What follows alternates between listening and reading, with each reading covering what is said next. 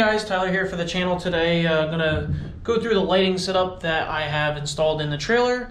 For anybody that hasn't watched any of my videos on the trailer already, this is a 7x20 trailer, pretty big one, and it gets kind of dark in here at night, even on a cloudy day like today.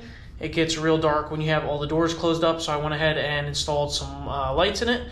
So I'll just run you through the way I have it set up and kind of give you guys an idea of if you want to do something like this yourself. Here's kind of some steps that you can follow. First of all, I do have a battery in here that's going to run the lights. This is just a cheap battery that I picked up from Walmart, at one of the Everstart ones. It's one of the bigger ones because I want to be able to run the lights for a couple hours. And they're LEDs, so they don't draw that much power, but I figured getting one of the bigger batteries would definitely benefit me. I have the power and ground wire running together up the wall. I made sure to secure the wires with some little brackets here. They're just little plastic ones to keep the wires from moving around. And we're also going to install some shelves here, so eventually you won't see the battery. We're actually going to build a bracket around the battery to make sure that it doesn't move while we're traveling, and then we're going to build some shelves so you'll never even see the battery. This will all be covered. So we have our power and ground wire running up the wall, and then into behind the wall we have it running over the door where we have the switch, so you can turn the lights on and off with this simple push switch. It's real easy. It's right next to the door, so as soon as you walk in, all you have to do is turn and feel for it. This is where the standard light that comes with the trailer would already be. This you can only use when hooked up to the truck. This, since it runs off of its own battery system, you can use at any time. So I like that because this is not very bright at all, and you can only use it when the truck is plugged into it. So if I want to come in here and just work on the side-by-side, or just come in here and clean up, it's a mess right now because I've been working on it. I can have power in here without having to be hooked up to the truck, which is super nice because I don't want to drain my truck battery either. So like I said, I have the switch right here. Everything is run in behind the wall or on the ceilings. So I have 3 giant LED strips. They're probably about 4.5 feet long, and they have a sticky back on them. So all I did was stick them to the rails that hold up the roof of the trailer. And then I also have zip ties, which I still have to cut this one. I have zip ties holding these lights on as well and securing the wires. These particular lights have little couplers that lock the wires in together, which right here. So these wires actually just lock in together and then twist, and that locks the each individual wire into each other. This setup is actually designed for truck beds, so you can light up the back of your truck while you're trying to get stuff out of it at night.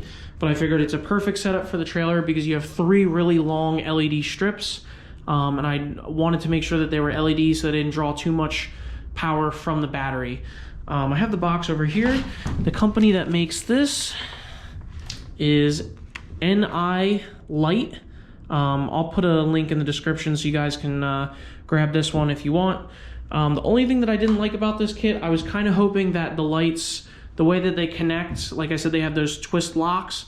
I kind of wish that you could run them in one long line, so I could run them all down the wall and then just keep locking them together. Right over here, there's a point where you have to lock 2 of the lights in together, and then at the end of this light, as you can see, there's another part where you can lock them in. Like I said, it's really designed for a truck bed, and I kind of used it for something other than it was intended for, so I can't really complain about that. But overall, I'm really happy with the setup. And then I know you guys are probably wondering as far as what happens when the battery runs out of power. I also have attached to it my battery tender hookup.